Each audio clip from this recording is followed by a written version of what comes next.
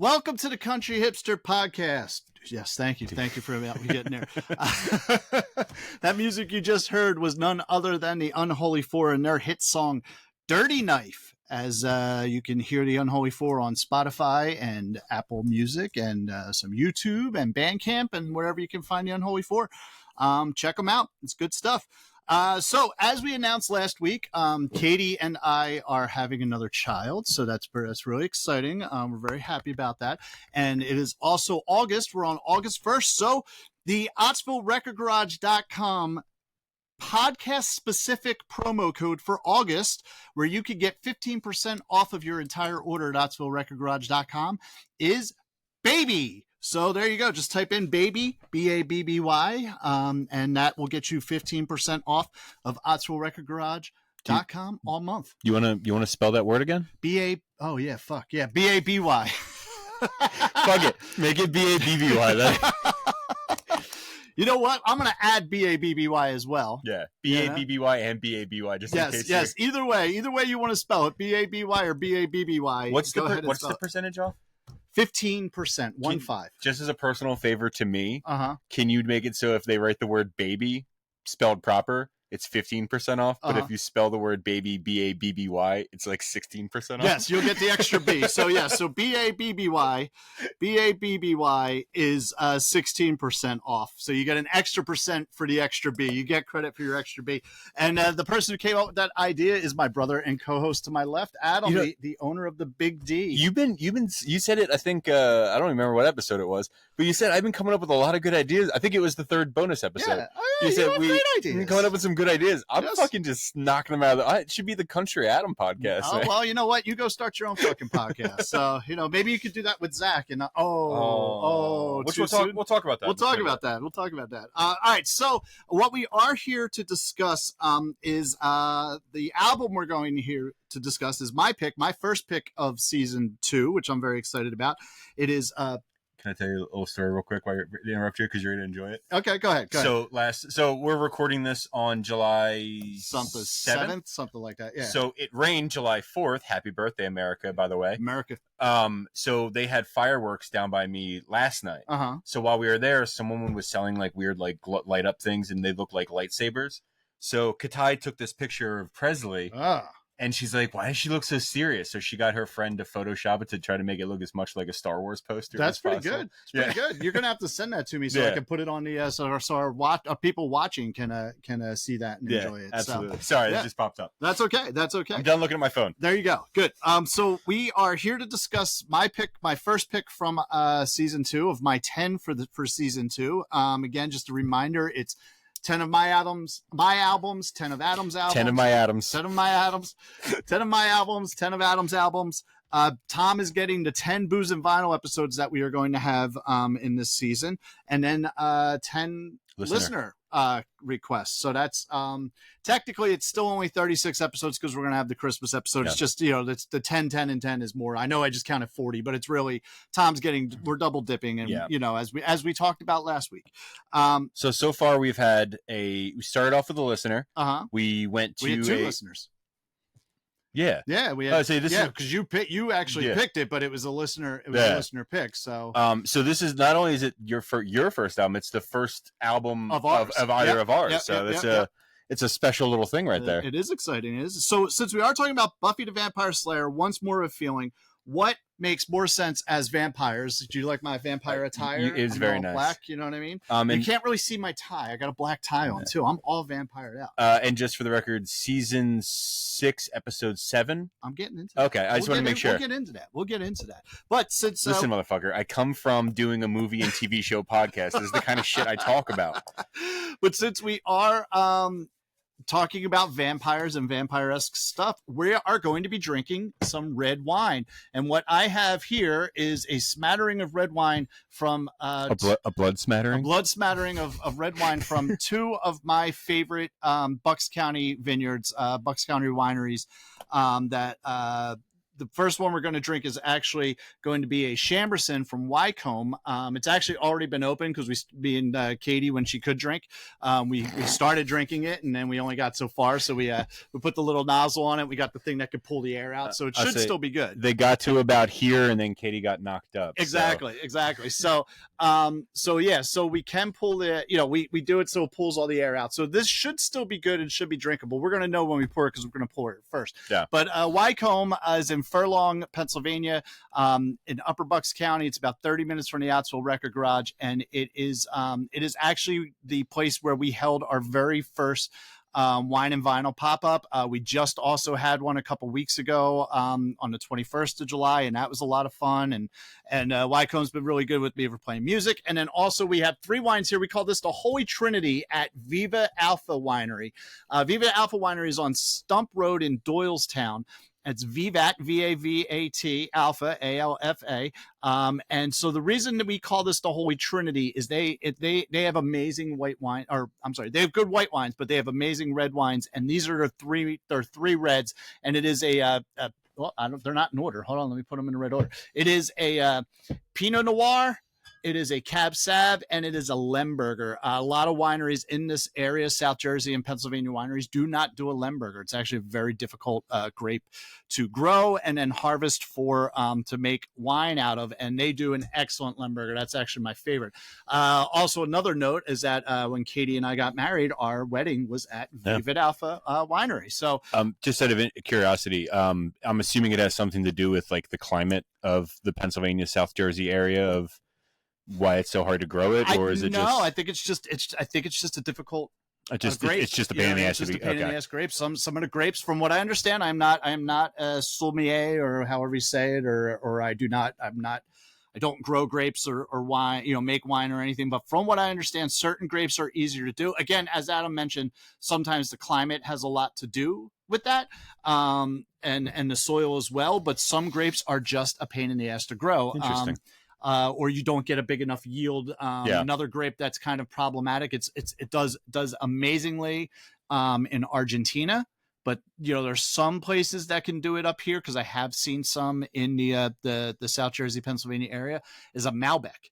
Malbecs are actually one of my favorite wines. Any type of Malbec. I've always said I've never met a Malbec I don't like, because anytime I go to a restaurant or like something like that, or if I'm drinking wine, I'm not sure what they are. If I see a Malbec, I'm just going to get the Malbec, just to, you know what I mean? Because I know I'm not going to be disappointed. I met a guy named Jeff Malbec. He was kind of an asshole. So that's probably a Malbec you wouldn't like. Sounds good. So we're actually going to open up. This is a 2022 vintage of the Chamberson. See, it's still at the hiss. So this wine is still good. It was very properly preserved. I would say I follow this guy on YouTube, where what he does is he buys MREs. Okay. Yeah. You mentioned that before. Yep. But like he'll buy MREs from like, I think the oldest one I've ever seen him try was from like World War II. Nice. And every time he opens like a can or something like that, he's like, it's got the sizzle. It's a nice hiss. Yeah. Okay, so the other thing that we're doing here, and I don't know if you can really see it on camera, is I'm going to mention another Bucks County winery. There are so many great wineries in the Bucks County area. Our glasses are actually from Bishop Estate Vineyard and Winery, which is also here in Upper Bucks County. It's probably about maybe 20 minutes from the Ottsville Record Garage. They have okay wines. They're not my favorite wines. They have okay wines. That's how I'm going to say it. I'm more of a dry wine drinker. Bishop Estate kind of, a lot of their wines, they do have some dry wines, but a lot of their wines are more sweet or fruit based. So if you like that, which sometimes I do, I am a diabetic with a sweet tooth. Sometimes I want a sweet wine. You could get amazing sweet wines from Bishop Estate. Their dry wines aren't as good. They're not as good as these two wineries. Doesn't mean they're bad. They're just not my particular, go-to. But I did want to represent Bishop Estate as well, because that is the glasses that we're using here. So if you're in the Bucks County area, man, like we've never really done wine on here. Like I know we drank a little bit of wine like here and there, but we never really did wine. I know you and John. You and John drank. Yeah, you Yep. and John drank wine on the Pogues episode, and I think that may have been it. Yeah, I think one of the drinks that we had for Booze and Vinyl had wine mixed in with something. I think it was a random record episode. Maybe. I think because I remember you talking about your Death Row. Oh yeah, my Death Row wine. Yeah, no, that was for the 50th episode. We were drinking. Was it? Yeah, but you didn't make it. Oh, that's right. That's right. Yeah. It was just me drinking for the celebratory of the 50th. That's right. That's you couldn't be bothered to come to the Outsole Record Garage. Now you mentioned that you're a fan of dry. Mm-hmm. Is that like what kind of give me like a flavor? These are all profiles. These are all dry profiles. All of these wines are dry reds. Some of them are bigger than others. The Chamberson, this is and it's been sitting for a little bit, and it had, you know what I mean. We did get the air out. We preserved it pretty well, so the flavor is a little bit different on this one. It's got a smell that I can't figure out. Yeah. That is kind of the cool thing about wine, is that each one's a little bit different. But this is definitely a drier grape. It's named Chamberson for the Chamberson grape. They do it. It is also Wycombe and Vivid Alpha, and I believe Bishop Estate are all estate wineries. Okay. Meaning, and what that means is, Bishop Estate, it's got it right there in the title. It does, but that doesn't necessarily mean it's an estate winery. Yeah. So what it means in Pennsylvania by law, to be called to have your wines be considered an estate winery or an estate wine, you have to grow, press, bottle, cask all of your wine on premise. It has to be on your property that you're doing everything. So everything of these wines are done on their vineyards. It's their vineyards, and then they take the grapes down, they press them in house, they do what they got to do. They do their racking in house, they bottle them in house, and they age them. Everything is done in house. For both of these wineries, especially, and I believe Bishop Estate does the same thing as well. So if you go to a winery and they are not considered an estate winery, ESTATE, estate winery, that means that they get their grapes elsewhere. They either get their grapes shipped in from somewhere else, or they're not even using real grapes. They're just buying juice from somewhere else and then doing it that way. These guys are legit, Vivid Alpha, Wycombe, and also Bishop State are legit farmers, Pennsylvania farmers in Upper Bucks County, who are growing grapes, doing what they got to do to make a delicious wine, and then turn it into what we're drinking here today. Yeah. So that's another thing to think about. Not only is it a winery, Bucks County Wineries, Bucks County Wine, you're also supporting a small business and farmers. If we don't have farmers, we don't have food, basically, or wine. So this isn't bad. It's not bad. I'm not a huge red wine kind of guy. This isn't bad. Yeah, no, this is good. And their Chamberson is decent. I probably like their Cab Sav a little bit better, but I didn't have any Cab Sav. I just had Chamberson, so that's what we're going to drink. So on to the factoids as we're drinking our blood wine. I am the country vampire. Oh, I'm spooky. Now, this will be the last episode that I'll be on because of that bullshit. The factoids on Buffy the Vampire Slayer, once more with feeling. So this is actually the soundtrack from the television show for episode 7, which was on season 6 of Buffy the Vampire Slayer, and it aired on November 6, 2001. The series itself ran from 1997 to 2003. This particular episode was written and directed by Josh Whedon.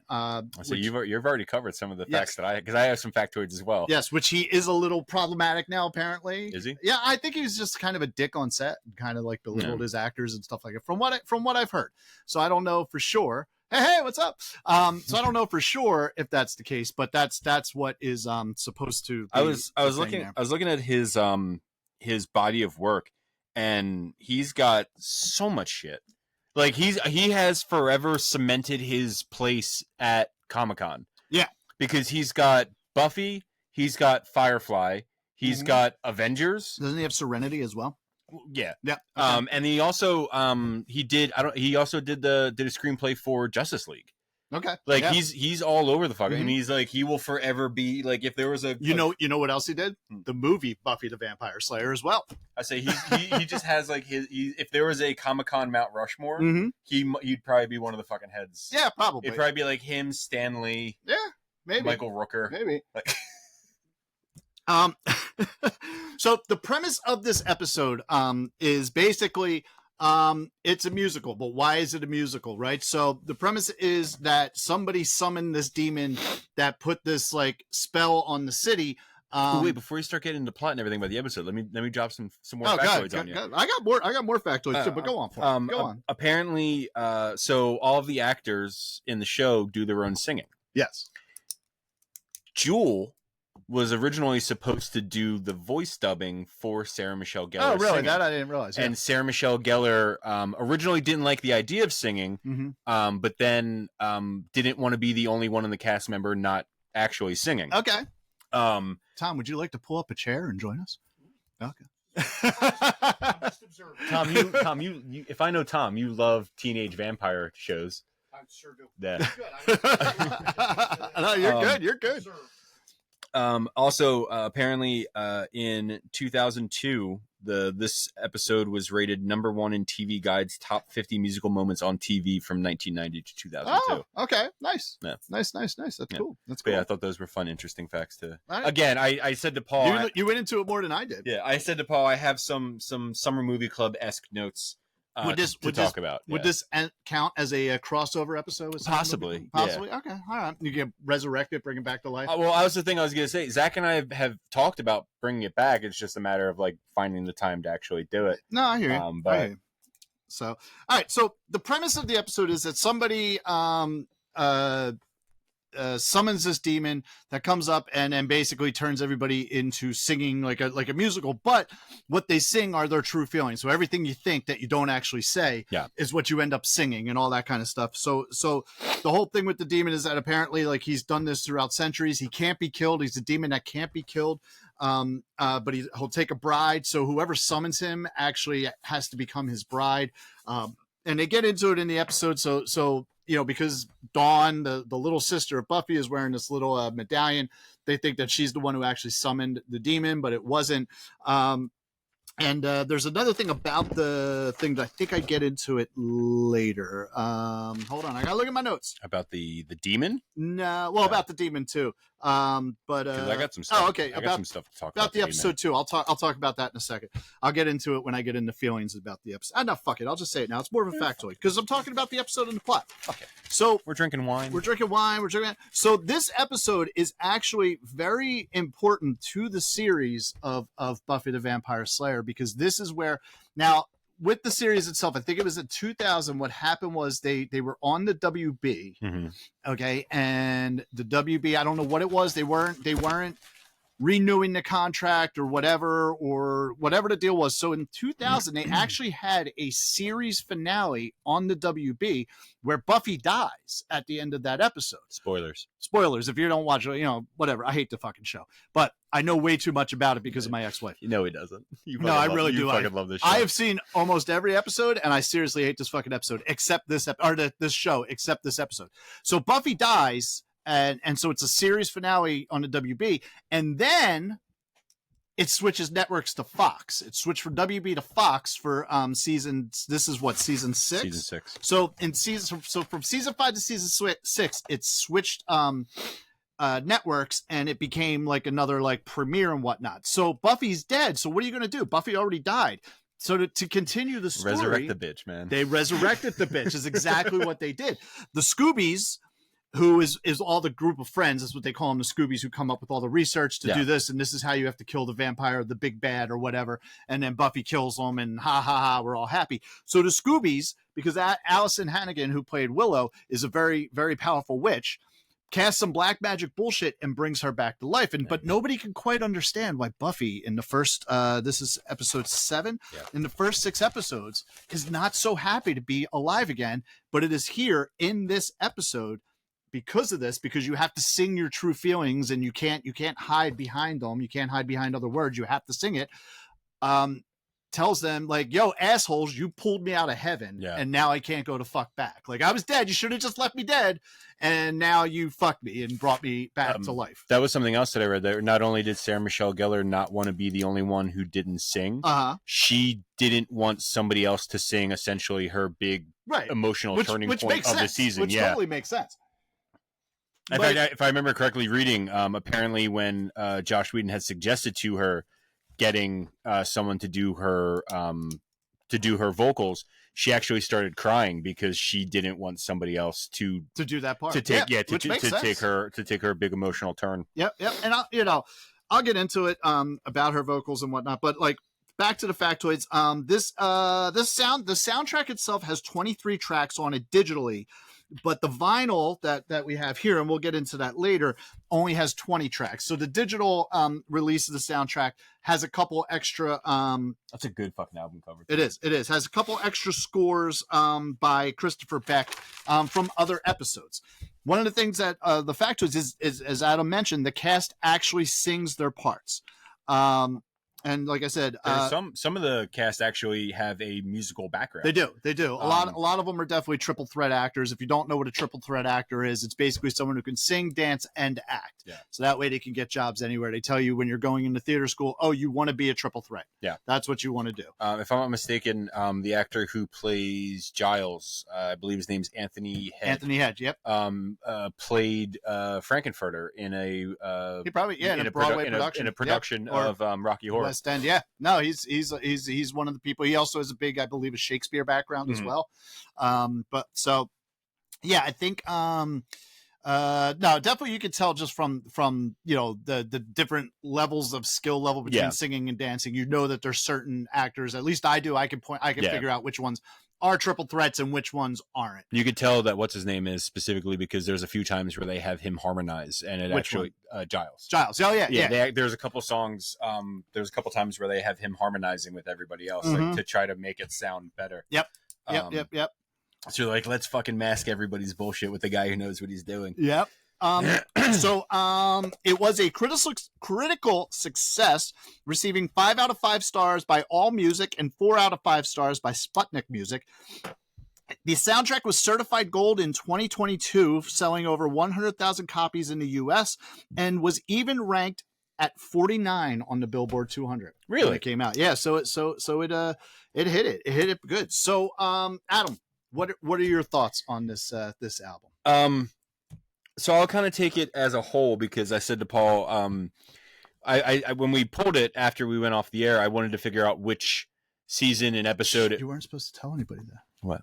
Because we're pulling it in last week's episode. Yeah, it doesn't matter. You fuckhead. Yeah. But I wasn't even saying that. I was saying you just said it though. No, I was saying when we pulled it off the air. No, when we went off the I said when we went off the air. When we were saying off camera. Okay. All right. When we went off the air, I said to Paul, "Is Buffy streaming anywhere?" Because I wanted to watch the episode in question that the soundtrack is from, which I did as well. Yeah. So this is only the second full episode of Buffy the Vampire Slayer I've ever seen. Okay, that's too many. The other episode being season 4, episode 10, Hush. Okay. Apparently, there's some demons where no one can talk. Yeah. Well. On the whole, it's not like you have to take this fucking show with a grain of salt because it's very campy. It's very like during the what's the opening number? Going through the motions. Going through the motions, yes. Going through the motions, she's walking through a graveyard, stumbles upon a vampire to fight, and then 3 steps further into the graveyard, there's a demon drug deal going on. Yeah. It's fucking strange. Yeah, but that so that is one of the things how you say it, like it's like campy like that. It's campy humor throughout the whole episode. But one of the things I actually like about this is that, it is quirky, it's funny, it's well written, and they make fun of the fact that they're doing a musical throughout the whole thing as well, which I think adds to it, which makes it, you know what I mean, makes it funny. And there's some definitely, throwbacks, especially in the episode. There's definitely throwbacks to like the old Hollywood music, so like the Singing in the Rain and the White Christmas. I'll say that was another thing that I had read where when Josh Whedon was writing the music for it, he wanted numbers to specifically to allude to certain eras of the only one I can remember being I'll Never Tell is very much in the vein of like a Fred Astaire type thing. A standard as the one character keeps talking about, and not a breakaway pop hit. Yeah. But on the whole, like I enjoyed it. Like it's not like it's not a bad episode of television. It's the thing I enjoyed about it the most is that, like I said, I've only ever seen one episode prior to this, and it was a very long. Like I probably saw it when it aired. Yeah, and I could come right into it, like come in fresh, not knowing anything, pick up everything right away, like the characters and what's going on with them. Yep, and it's just it works as a standalone episode. It does. It does. Which was quite enjoyable. But yeah, so on the whole, I enjoyed it. It was fun. Okay. It was stupid. It was, Yep. It was enjoyable. I love this episode mainly because of the soundtrack. Like I said, I hated the series. That being said, I do have some problems with it that I'll get into in a minute. Cool. I hated the series Buffy the Vampire Slayer, but get ready with your glasses here. I did love the 1992 film starring Christy Swanson, Donald Sutherland. Donald Sutherland's still alive. What? Donald Sutherland's still alive. He just fucking died like last week. Did he? Yeah. Oh, I missed that shit. I'm not up on the news. Donald Sutherland. Academy Award winner Hilary Swank. David Arquette. They're still kicking. Both of them, sadly. Luke Perry. Paul Rubens, a.k.a. Pee Wee Herman. Fuck, dude. Has the best fucking death scene in like cinematic history is in the 1992. Tom knows it. Tom's laughing. Also, is there anybody else who died in this fucking movie? There's a bunch of people. No more that you're listing. Okay. But also credited as Vampire, Seth Green is in this movie. Just as Vampire, and an uncredited Ben Affleck is in Buffy the Vampire Slayer, the 1992 movie. I didn't know. I didn't know. Yeah, he's a... Seth Green was in the movie and then later on became part of the series. Yes, he did. Yeah, he did become part of the series. Yeah, I forgot about that. He was, but yeah. So, but yeah, in the series... Played Oz, if I'm not mistaken. Yes, like the werewolf guy, and they would have to like chain him up. He was dating Willow before Willow became a lesbian. So it was like the early episodes. I'm happy that you brought up the fact that Willow's a lesbian. All right, go on. I want it to be said that we here on the Country Hipster podcast, we're allies. Mm-hmm. You know? We support absolutely 100%. We support all lifestyles, whatever you guys want to do, as long as you're not hurting anybody. Do whatever you please. Yep. That being said, these fucking irresponsible ass lesbians in this fucking show. Which part? The fucking they're trying to figure out what's going on. Why is everybody singing? And these two fucking assholes gotta go break out the fuck. Well, you know. Like, don't get me wrong. I like going down on girls as much as the next lesbian.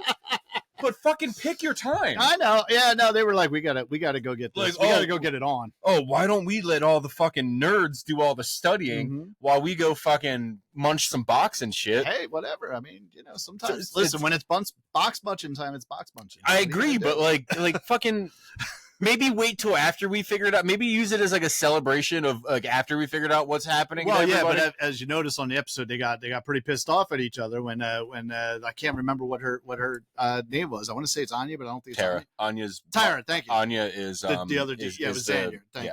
All right, so so Tara, See, I picked up all this from one fucking episode. That Willow was fucking with their memories. Yeah. You know what I mean? So there you go. I like the fact that she was like, "Oh, she left me a sweet little flower." No, she didn't, bitch. No, she stole your fucking memory. She erased that shit. She doesn't want you talking about that fight. Sometimes I wish I had that ability. Yeah, you know what I mean? We're like, oh yeah, did I do that? Sure. Let's here, take this flower. You know what I mean?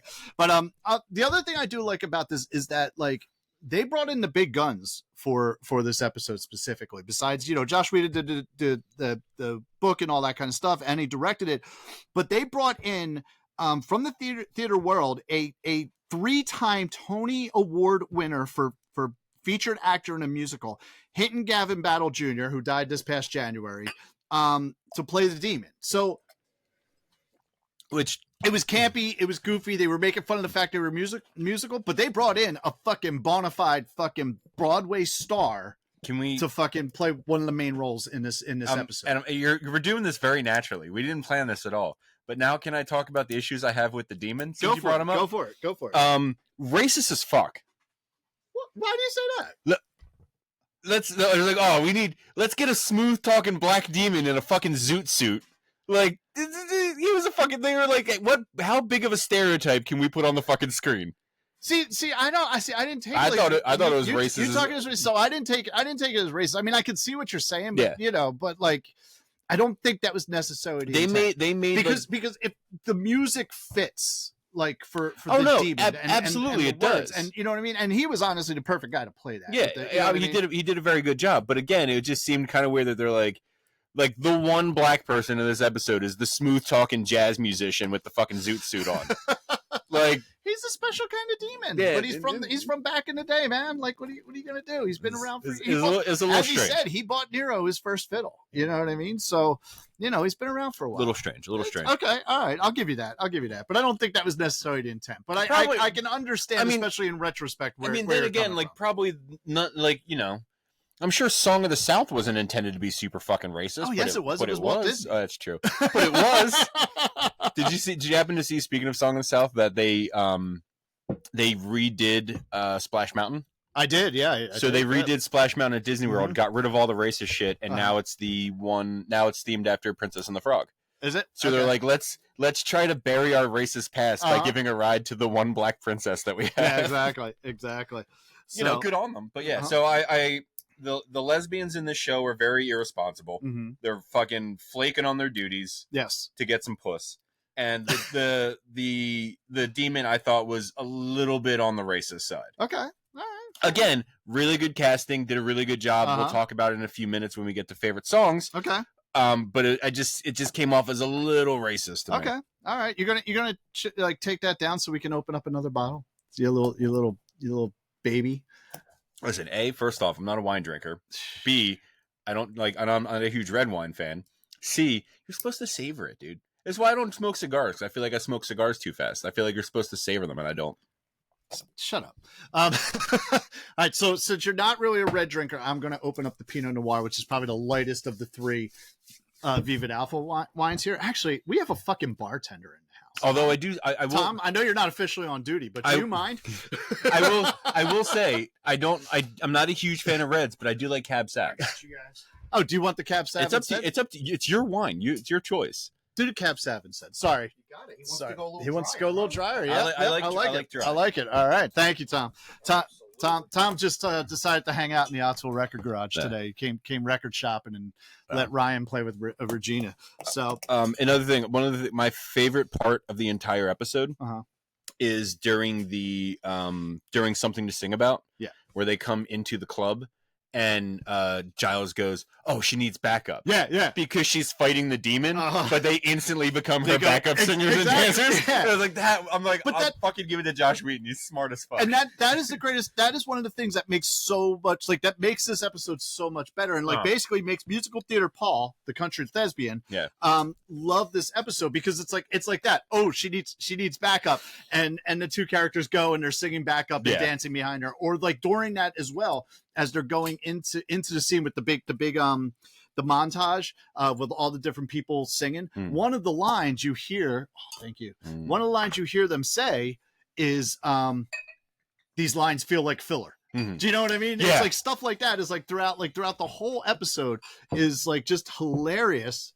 Because it's just it shows. Tom, I feel like you need like a towel draped over your arm.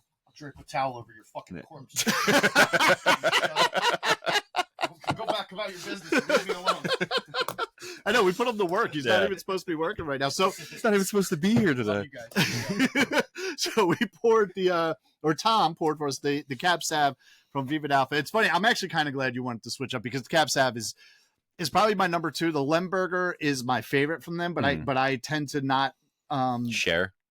Yeah, I tend to not share it, to be honest with you. Yeah, so but it's like your cask mates. You're like, this is for special occasions. For special occasions, yes. But I do like their Cab Sav. It's like what I love about Vivid Alpha's Cab Sav is it's got that dryness. Oh yeah, but really it doesn't pull all the moisture out of your mouth. You get a fruit forward, full drinking wine. Take some of that, Tom. That is just it's so good. You have herpes now. Yes, you get a little bit of spice on it, but it's just like the right amount. If you already had herpes. Mm-hmm. You can't get it twice. It's not herpes if it's everywhere. It's so good. It's so smooth. You all right? Tom's perplexed. He is. It tastes kind of young, like the. It's a 2020. So it's not super like young. It wasn't barreled long enough, but it's possible. Yeah. No, it's a lighter Cab Sav. You're an aficionado enough to drink something and be like, it's a bit young. Mm-hmm. No, but it doesn't taste like it's that mellow. Like I expect it to be a little more, but also. I generally don't like Pennsylvania wine. Yeah. So maybe that's just what you get from whatever fucking broken toilets and shit that they have in Pennsylvania. There you go. But yeah, no, I love this episode. I love the musical theater part of it. I love the quirkiness about it. It's just great. It's you know what I mean? Like I would say go watch the episode. If you hate the show, I get it. The show sucks.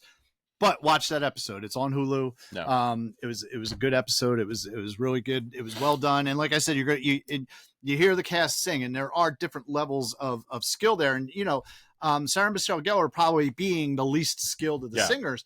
One of the people who was actually very skilled, and I didn't realize it until I saw this episode, is Michelle Thatcherberger, or however you say her name. Michelle Trachtenberg. Yeah, there you go. Thank you. So she, you know, unfortunately doesn't have the type of career that she probably should have had, but like that girl could dance. Like when she started dancing with the demon, it's like that she's fucking. This girl was in ballet from the time she was like 3 years old. Do you want to know another fun fact? What's that? She's trained ballerina. Yeah, there you go. Yeah. So she actually asked Josh Whedon if she could have a dance number instead of a singing piece. Okay. Because she knows her strength. She knows she's a stronger dancer than she is singer, and it worked out nicely. And that is the other thing with having her dancing with Hinton Gavon battle, is that she held her own with him. Yeah. She was and she really was like 15 years old. Yeah. Which I like that line too, where he's talking about making her his queen, and she's like, we talked about this. I'm gonna talk about that in 1 second. But she is dancing with him, who's an amazing, he's fucking Tony Award winner, Broadway actor. Just out of curiosity, what else? Do you know what he won his Tonys for? I do not. I didn't look that far up. I'll Google it. But, and she's right there with him. What's his name? Tony?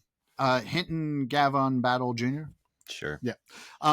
Where did I get Tony from? I don't know, because Tony Awards, maybe. Yeah, but she was able to go step by step with him, and there was no drop off. You know what I mean? Because she is that good. So you mentioned that the part of, you know, the line is so she's supposed to be his queen because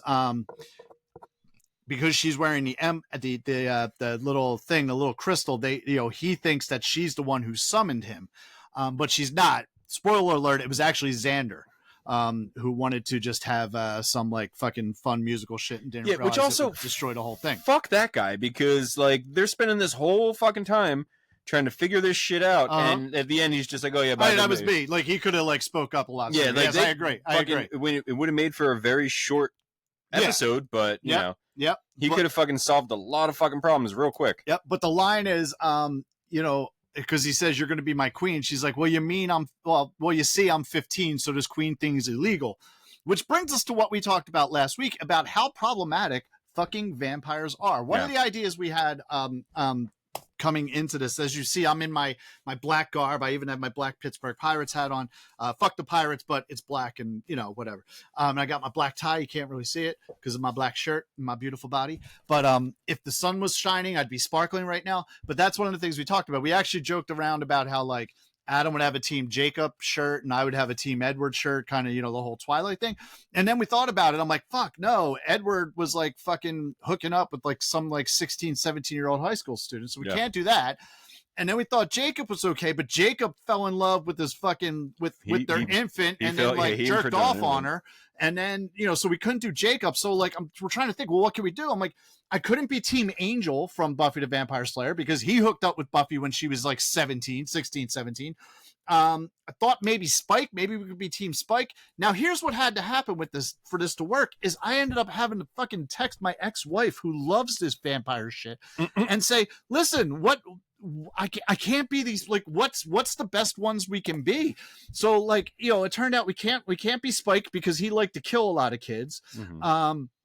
Couldn't be Angel because he hooked up with Buffy when she was underage.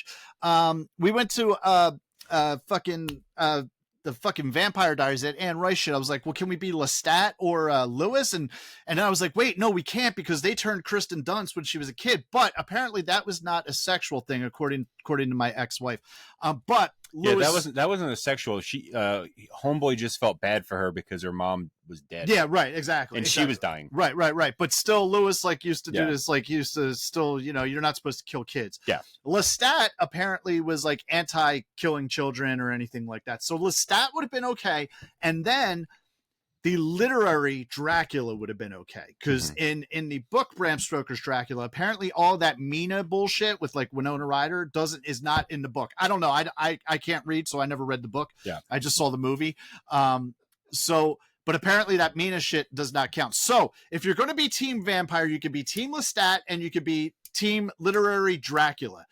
All other vampires are fucking pedophile fucking assholes. So like Hollywood, just stop emoting what you actually do to kid actors and like leave vampires and pedophiles out. How about we do that? How about that, Hollywood? Good idea? Bad idea? I don't know. I think it's a good idea. So so it looks like he won, Hinton Battle won for featured actor in Miss Saigon. Okay. Featured actor in The Tap Dance Kid. Okay. And also for featured actor in Sophisticated Ladies. Oh, okay. Nice. And apparently also he was the first person to play the Scarecrow in the Wiz, in the Broadway Wiz.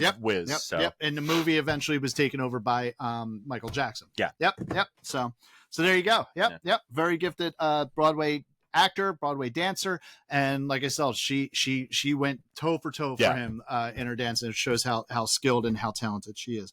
But man, I don't really have much else to say about this episode except that it's awesome, and you know, our opinions don't matter. They don't. Did Regina get a taste of Once More with Feeling? Oh, she got a taste of Once More with Feeling. And I will tell you that we didn't even have to listen to the whole thing to know that she loves Once More with Feeling. It doesn't surprise me. Yeah, like even you know, and when I actually put it on in the car, Katie was in the car. My wife Katie fucking hates everything about this. She hates the soundtrack, she hates the show.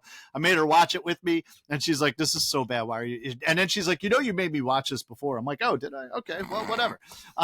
So remember this was our second date. Yeah, you asshole. So actually it wasn't. Our second date was Skinny Lister and the Interrupters at the Fillmore. So there you go. Oh, you've told that story. You said you crowd surfed. Mm-hmm. I did. Like, I'm gonna impress this chick, but my back is gonna feel it in the morning. Yes, and it did.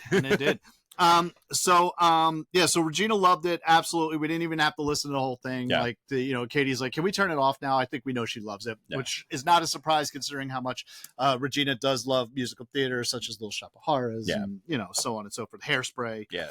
So I say to put that kid in a good mood, you put on Good Morning Baltimore. So yes, exactly. So on the Regina factor, I have one like. Adam doesn't have anything because we haven't had one of Adam's yet. Yeah. Tom has one like, and the listeners have one like and one dislike.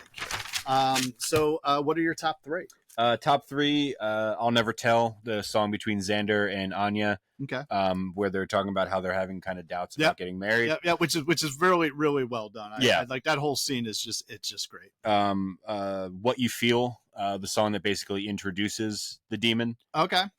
Basically the song The Demon, it's basically just all backstory and to explain who he is and what he does and shit.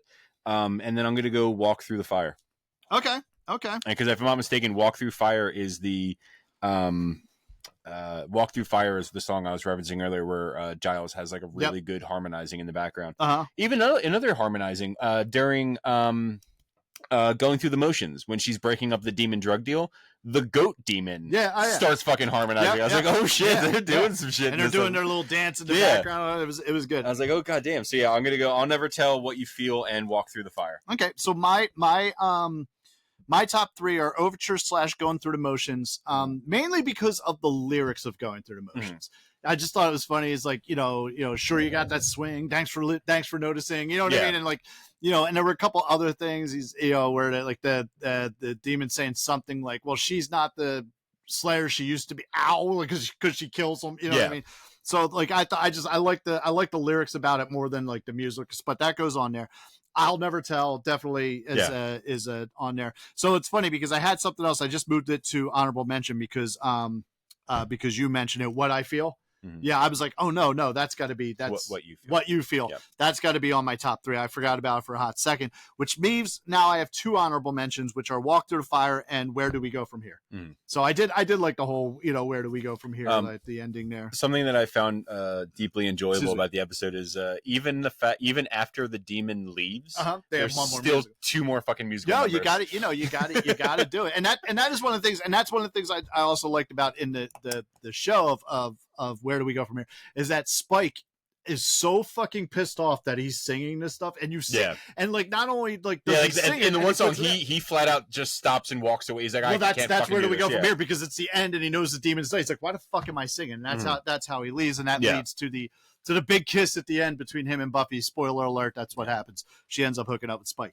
But like, and then like even like the other thing where Walk Through the Fires are going through and everybody has their different parts, and he's sitting there, he's like, fuck her, and I'm gonna fucking kill her, and first I'll kill her, and then I'll blah, blah, blah, all this kind of stuff. Yeah. He's like, wait, she might need me. And he goes like runs to help her, you Yeah. know, all that kind of stuff. So no, it's like I said, and that goes to the campiness of it and like the good writing and the fact that they're making fun of the fact that they're in a musical while doing a musical episode. So what are your least favorites?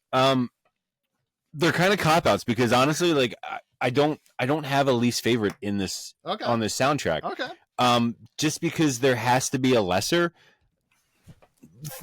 Throw a dart. And any of the instrumentals? No, throw a dart at Parking Ticket and Mustard.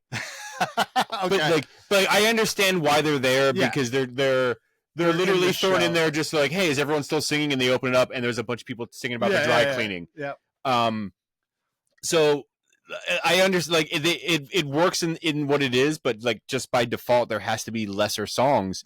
So I'm gonna go those two, but honestly, I don't have like I enjoyed this from start to finish. Okay. I do. I have a least favorite and a dishonorable mention. My least favorite being Under Your Spell.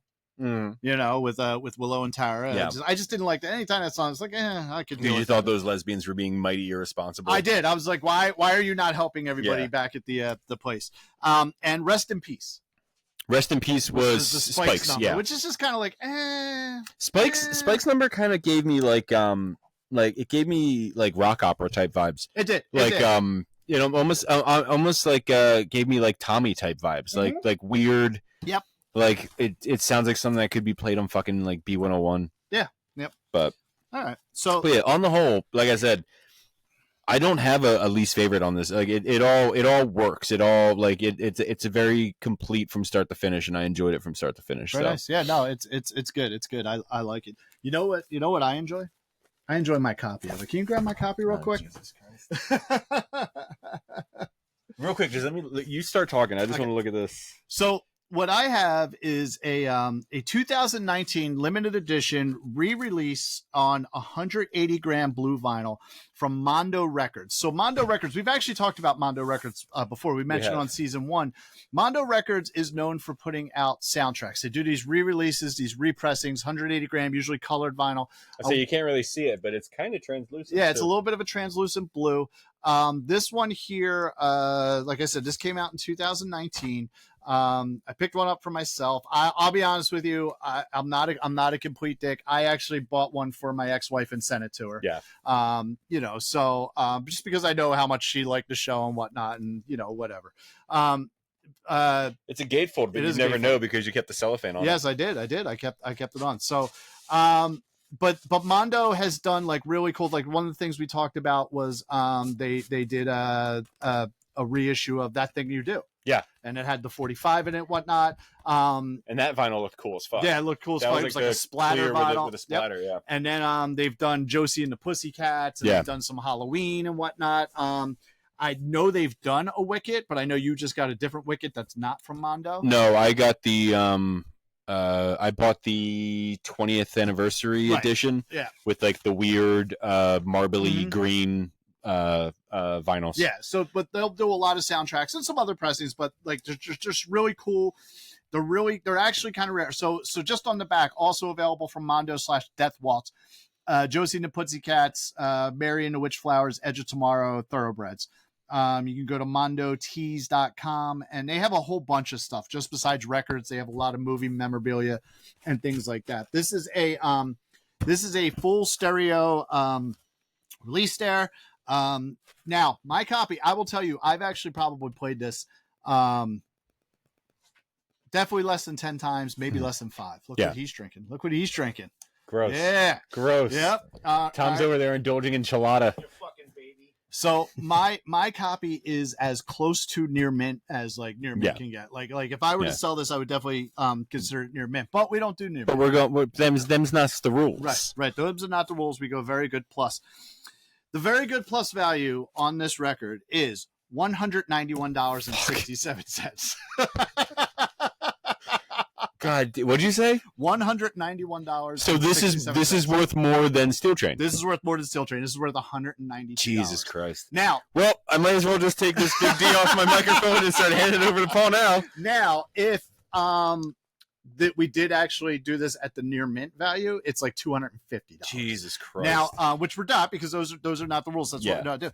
Here's the other fucking crazy thing about this is that, yes, the very good value comes at $192. Yeah. I think there's like maybe like 4 or 5 copies of this for sale right now on Discogs. And the least it's selling for is $275. Jesus. So just on my and that's a very good plus. Yeah. So I could probably, if I were to sell this, I could probably get like over 3. Probably close to $300. Yeah. If not more, just for this record alone. Jesus Christ. So I'm not going to lie. This is one of the reasons why this ended up on season 2. No, I'm not even going to I'm not going to sugarcoat it. You could have fucking hated this album and hated this episode, but you were like, I just need the win. I need to win. Now, it's early though. We're only 4 episodes into this season. So, so it does give me a very commanding lead of $192.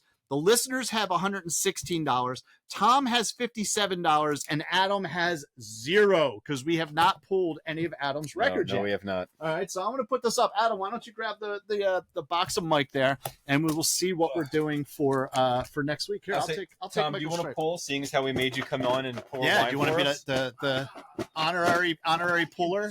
Come on camera though. I feel like you haven't been on camera at all. He's got his on. The fact that I'm wearing the same shirt as I wore last week. Yeah. It's all right. So am I. It's so weird. I changed since last week. It's okay. Yeah. All right. Where's Michael Stripe? Michael Stripe's right here. Here's on my shoulder. You couldn't tell because all the black. Yeah. Here, I'll let you open it. He's all dick, that man. You can't. Colors don't matter anymore because they're all white. No, I know. I was trying to make sure that I wasn't going to rip the card. Oh, okay. What do we got? Oh, I was.